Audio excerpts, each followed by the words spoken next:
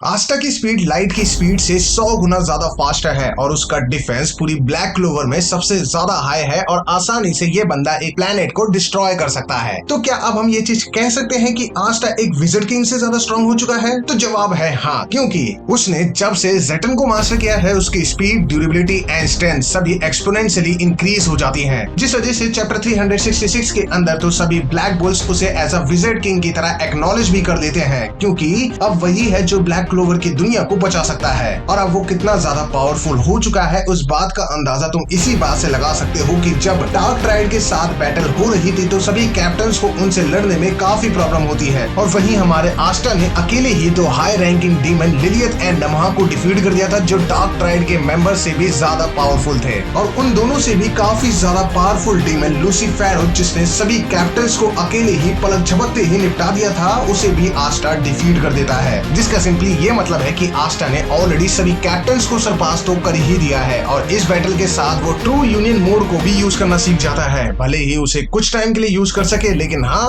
वो इसमें बहुत ज्यादा पावरफुल हो जाता है। और साथ ही लैंड ऑफ सन में जाने के बाद उसने एक न्यू पावर को मास्टर कर लिया था, जो थी जेटन, जो उसकी पावर्स को और भी ज्यादा ट्रेमेंडसली बढ़ा देती है। For example, true union mode में जितना वो पावरफुल है, अब जेटन को मास्टर करने के बाद वो उस पावर लेवल से भी 100 टाइम्स मोर पावरफुल हो जाता है। लेकिन अब तुम सोच रहे होगी कि आखिर ये जेटन है क्या, और किन बेसिस पे अब हम ये कह सकते हैं कि आस्टा एक विज़र्ड किंग जितना स्ट्रॉन्ग हो चुका है, जिसे हम अभी डिटेल में कवर करेंगे। लेकिन हाँ, उससे पहले अगर अभी तक आपने चैनल को सब्सक्राइब नहीं किया है तो जल्दी से कर दो, ताकि हम 10K को क्रॉस कर सके। और इस चैनल पे तुम्हें वैसे भी ब्लैक क्लोवर से रिलेटेड काफी सारी वीडियो देखने को मिलती रहेंगी। तुम सभी को वो बैटल तो याद होगी ही जिसमें हमारा यामी फेस करता है लिचिड को, और उस बैटल के दौरान में वो आस्टा को की के बारे में बताता है, which is basically life energy, जिसे हर कोई सबकॉन्शियसली यूज कर रहा होता है जब वो मैजिक प्रोड्यूस कर रहा होता है। लेकिन तुम इस चीज को मास्टर करके अपनी बॉडी की सारी एनर्जी को एक पॉइंट पे भी लाके यूज कर सकते हो। जैसे कि मान लो तुमने अपनी सारी बॉडी की जो की एनर्जी है उसे अपने ब्लेड में यूज करके एक अटैक लॉन्च किया,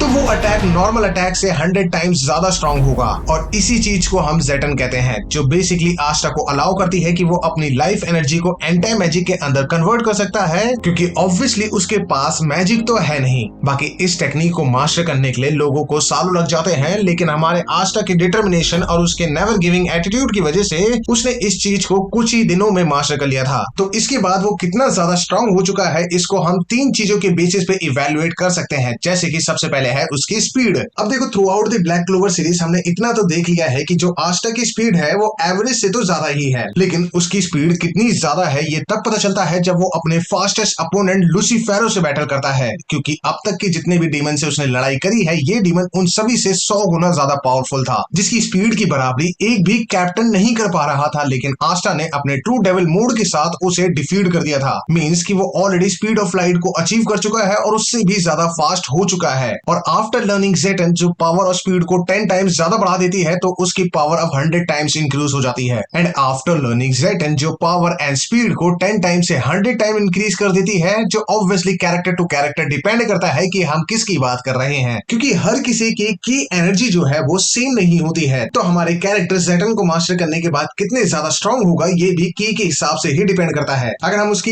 इस स्पीड की फीट्स के बारे में बात करें तो उसने बड़े आसानी से स्ट्रॉन्गेस्ट पैलेडियन को एक सिंगल अटैक में डिफीट कर दिया था, और आस्टा ने ये चीज इतनी तेजी में करी होती है कि उस पैलेडियन को पता तक नहीं चल पाता है, जबकि ये स्पीड उसकी बेस फॉर्म में थी। अभी तक तो उसने अपने ट्रू यूनियन मोड की स्पीड को दिखाया ही नहीं है। अब दूसरा कैरेक्टरिस्टिक है स्ट्रेंथ। देखो, लूसीफेरो को डिफीट करने के बाद भी उसे इचिका एंड लूसियस बड़े आसानी से डिफीट कर देते हैं, क्योंकि लूसियस ने एक तो लूसीफेरो को कंप्लीटली एब्सॉर्ब कर रखा था, दूसरा उसके पास एस्ट्रोथ भी था, जिससे वो टाइम मैजिक को यूज कर सकता था, जिससे वो एक्सट्रीमली पावरफुल तो बन भी जाता है, लेकिन इनविंसिबल भी था, जिसके आस्टा ऑब्वियसली आसपास भी नहीं था। लेकिन जब से उसने जेटन को मास्टर किया है, उसने अपने और लूसियस के बीच का जो पावर गैप है उसे बहुत ही ज्यादा रिड्यूस कर दिया है, क्योंकि सिर्फ कुछ ही दिनों के अंदर वो लैंड ऑफ सन के अंदर सबसे ज्यादा पावरफुल बन जाता है। और कितना पावरफुल बन जाता है उस बात का अंदाजा तुम इसी से लगा सकते हो कि रियोजन 7 का जो सबसे स्ट्रॉन्गेस्ट मेंबर था, यानी कि योगुशा, वो भी उसे डिफीट नहीं कर पा रहा होता है। मतलब उसे टक्कर भी बहुत मुश्किल से दे पाता है। और जिस पैलेडियन को पूरे ब्लैक बुल साथ मिलकर डिफीट नहीं कर पा रहे होते हैं, उसे आस्टा सिंगल अटैक में डिफीट कर देता है। और अब तो आस्टा ने अपने एंटी मैजिक को सब में डिस्ट्रीब्यूट करना भी सीख लिया है। मतलब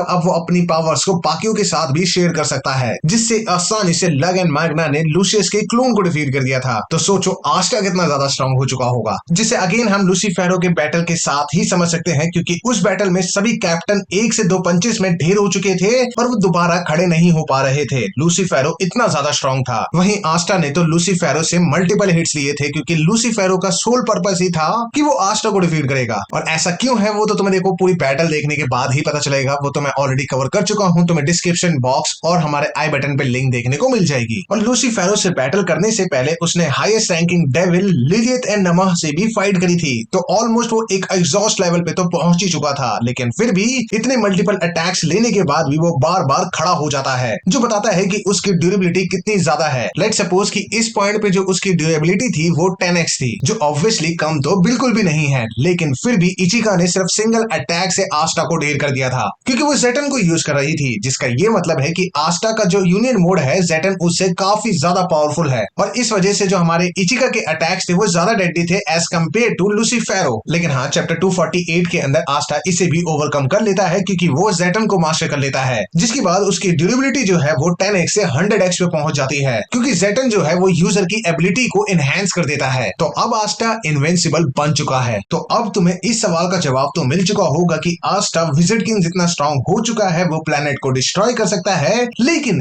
क्या वो लूसियस को डिफीट कर सकता है? तो शायद नहीं, क्योंकि लूसियस अभी भी बहुत आगे है उससे। तो उसे डिफीट करने के लिए अभी उसे और भी पावर अप्स की जरूरत पड़ेगी, जिसे हम अगली वीडियो के अंदर डेफिनेटली बात करेंगे। तो हाँ, उसके लिए चैनल को सब्सक्राइब जरूर कर लेना, ताकि तुम्हें ऐसे ही ब्लीच और एनिमे रिलेटेड कंटेंट देखने को मिलता रहे। और अगर वीडियो पसंद आती है तो इस वीडियो को लाइक जरूर करना। और हाँ, हमने सीजन 5 की सारी बैटल्स जिसके भी हमने इस वीडियो के अंदर जिक्र किया है, हमने उसे ऑलरेडी कवर कर रखा है। तो तुम्हें वो सारी ही वीडियो डिस्क्रिप्शन बॉक्स में देखने को मिल जाएंगी, और उनकी प्लेलिस्ट तुम्हें आई बटन पे देखने को मिल रही होगी, तो तुम उन्हें वहां से चेकआउट कर सकते हो। बाकी मिलते हैं किसी और कमाल की वीडियो के साथ, तब तक के लिए जय Hind and thanks for watching.